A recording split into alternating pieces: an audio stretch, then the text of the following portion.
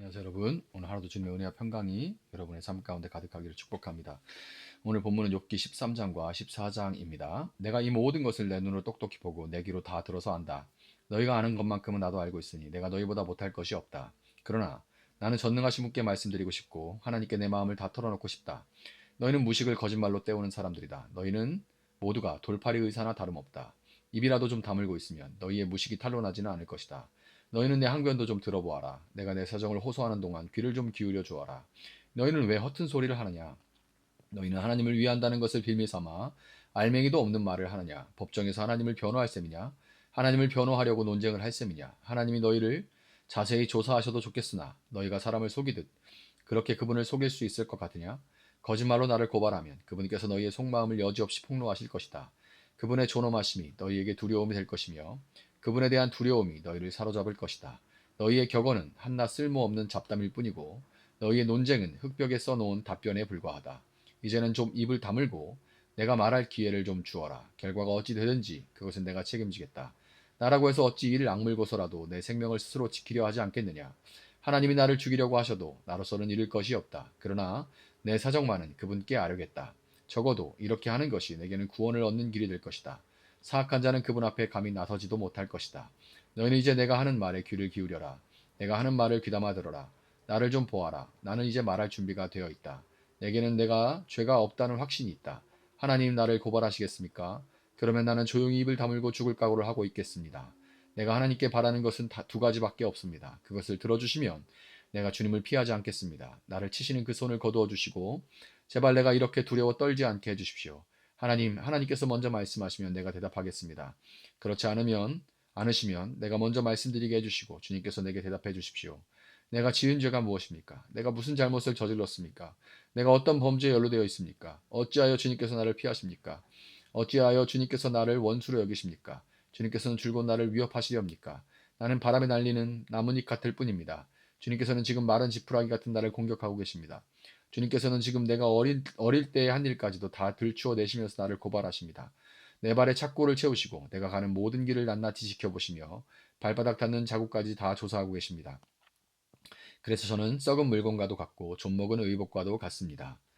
욥기 14장 여인에게서 태어난 사람은 그 사는 날이 짧은 데다가 그 생애마저 괴로움으로만 가득 차 있습니다.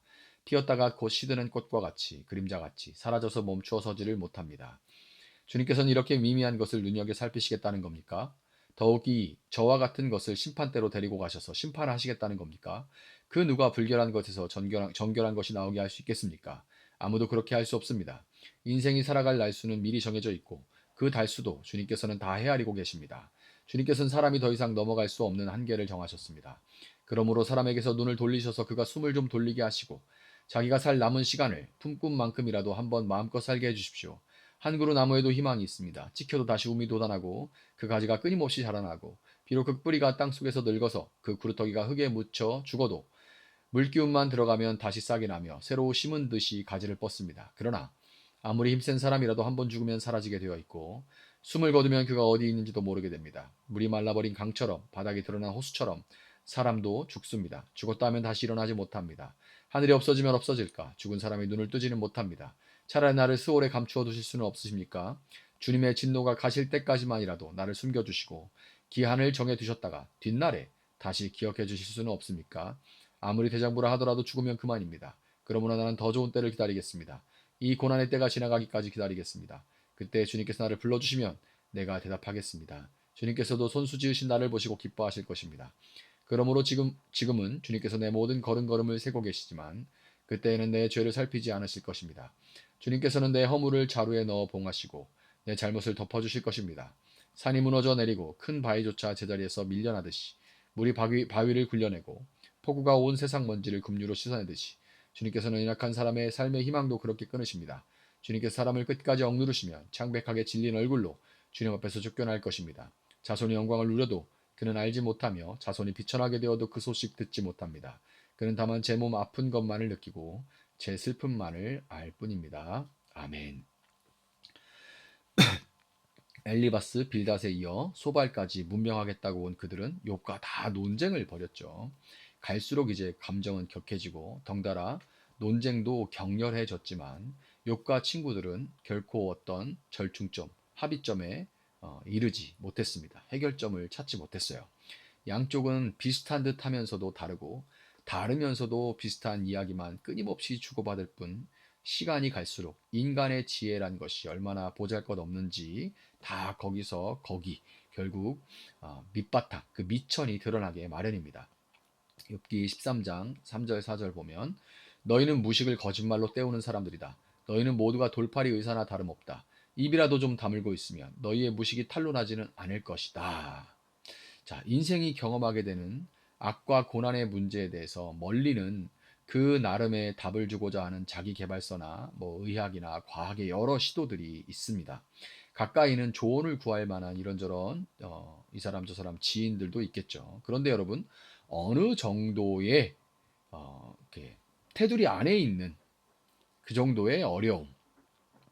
그래서 사실 내가 감당할 수 있는데 주변의 격려나 자극, 응원, 동기부여가 필요한 경우에 그런 가깝고 먼 시도들이 분명히 도움이 되고 유익이 있겠지만 도무지 감당할 수 없는 고난의 한가운데 있을 때 인간의 지혜에 기대려고 해서는 실망할 수밖에 없습니다. 누구나 다 그 처지에 있을 수는 없어요. 서로 그 처지에 있었던, 경험했던 사람도 지금 내가 느끼는 그 일, 그 감정을 똑같이 느낄 수는 없기 때문에, 인간에겐 다 한계가 있기 때문에 그들의 어떤 말들은 실망스럽고 더 나아가 상처가 되는 경우가 너무너무 많죠. 그러할 때 욥은 사람의 지혜에 기대는 것을 중단하고 13장 3절과 같이 그러나 나는 전능하신 분께 말씀드리고 싶고 하나님께 내 마음을 다 털어놓고 싶다. 이 말처럼 욥은 하나님과 소통하고 하나님으로부터 답을 얻고자 그렇게 마음을 먹었습니다. 고난과 사람에 대한 실망이 이 욥으로 하여금 오히려 하나님께 더욱 진지하게 나아가도록 만들었던 것이죠. 여러분 감당할 수 없는 고난의 날에 사람이 그동안 무엇을 붙들고 살았는지가 극명하게 드러나게 돼 있습니다. 돈인지 경험인지 인맥인지 등등 빠른 해결책을 찾고자 애를 쓰다가 하나하나 그런 시도들이 실패하고 마침내 그 모든 것들이 다 그럴 때 보이지만 거미줄과 같다. 그것들이 다 거미줄과 같다는 것을 깨달을 때 사람은 비로소 하나님 옆에 나아가 하나님을 붙들게 되는 거죠. 분명 욥은 신앙이 있는 사람이었고 평소에도 자신과 가족들을 위해서 온전하게 제사를 드리는 신실한 사람이었지만 그동안 경험해보지 못한 위기 가운데, 삶의 위기 가운데 그는 자식, 아내, 제 친구, 재산 등등 하나님으로부터 나온 것들, 하나님으로부터 나온 그런 것들이 아닌 하나님 그분 자체를 붙들고 자신의 전 존재를 걸고 그분 앞에 매달리는 실로 살아있는 신앙을 갖게 된 거예요. 우리가 모두 신앙생활을 하고 있지만 진실로 다른 어떤 믿는 구석이 아닌 하나님 한 분께만 진정으로 매달려 본 경험이 있는지 모르겠습니다.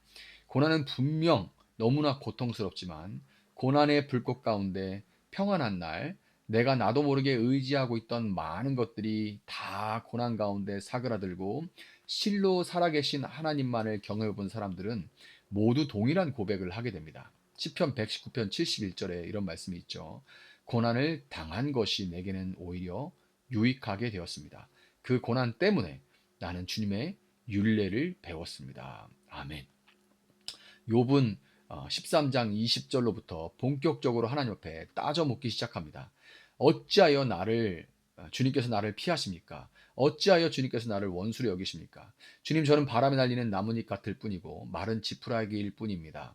주님은 하나님인데 왜 보잘것없는 나라는 이 존재에 관심을 가지시고 제 선택 하나하나, 제 작은 죄 하나하나까지 관여하시고 저를 그냥 내버려 두시지 않으십니까? 이렇게 따져요.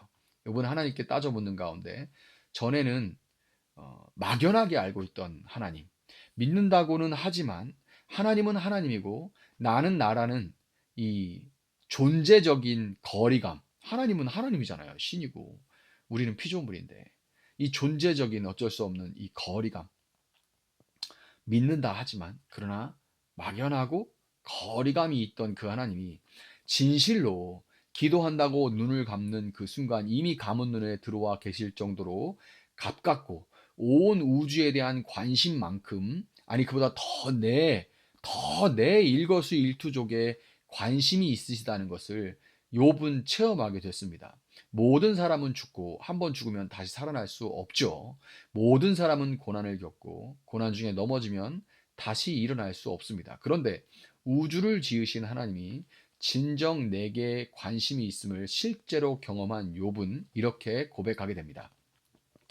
아무리 대장부라 하더라도 죽으면 그만입니다. 그러므로 나는 더 좋은 때를 기다리겠습니다. 더 좋은 때. 이 고난의 때가 지나가기까지 기다리겠습니다. 그때에 주님께서 나를 불러주시면 내가 대답하겠습니다. 주님께서도 손수 지으신 나를 보시고 기뻐하실 것입니다. 일어날 수 없는데 다시 부르시면 내가 대답하겠습니다. 이렇게 욥이 고백을 해요.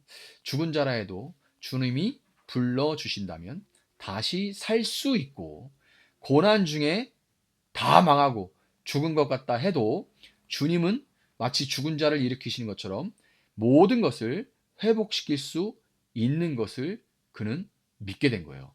여러분, 고난 가운데 종교적 개념이 아닌 진정으로 살아계신 하나님께 매달리고 그분을 경험할 수 있는 여러분들이, 이웃과 같이 그분을 살아계신 하나님을 경험할 수 있는 여러분 되시기를 예수님의 이름으로 축복합니다. 고난 당한 것이 그래서 내게 유익이다. 그렇게 참 어려운 고백이죠. 그러나 이 고백을 우리가 함께 고백할 수 있는 그날이 속히 올 수 있기를 예수님의 이름으로 축복합니다. 잠시 기도하겠습니다. 사랑하시는 하나님 감사합니다. 다윗의 인생이 많은 고난들이 있었고 욥도 우리가 지금 보고 있는 것처럼 정말 많은 고난들을 겪고 있습니다.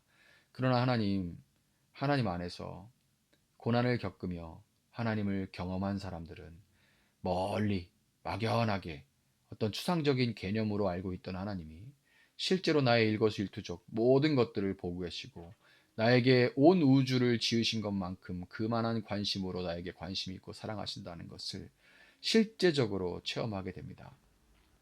주님, 이 살아있는 믿음을 우리가 고난 가운데 얻게 하시고 죽어도 망해도 하나님께서 말씀하시면 숨을 불어넣으시면 다시 살아나고 다시 회복될 수 있다는 것을 그냥 고백, 그냥 신앙적인 어떤 종교적인 고백이 아니라 실제로 경험할 수 있는 우리가 되어질 수 있도록, 그리하여 마침내 고난당한 것이 내게 유익이라. 이전에 하나님은 종이책의 글자와 같은 그런 존재였지만 그러나 이제 그 하나님은 살아계신 하나님이다 고백할 수 있는 저희들 되어질 수 있도록 하나님 함께하여 주시고 고난 가운데 있는 자들을 방문하여 주시기를 원합니다. 감사하며 예수님의 이름으로 기도합니다. 아멘. 오늘 주신 말씀 붙들고 계속해서 기도합니다.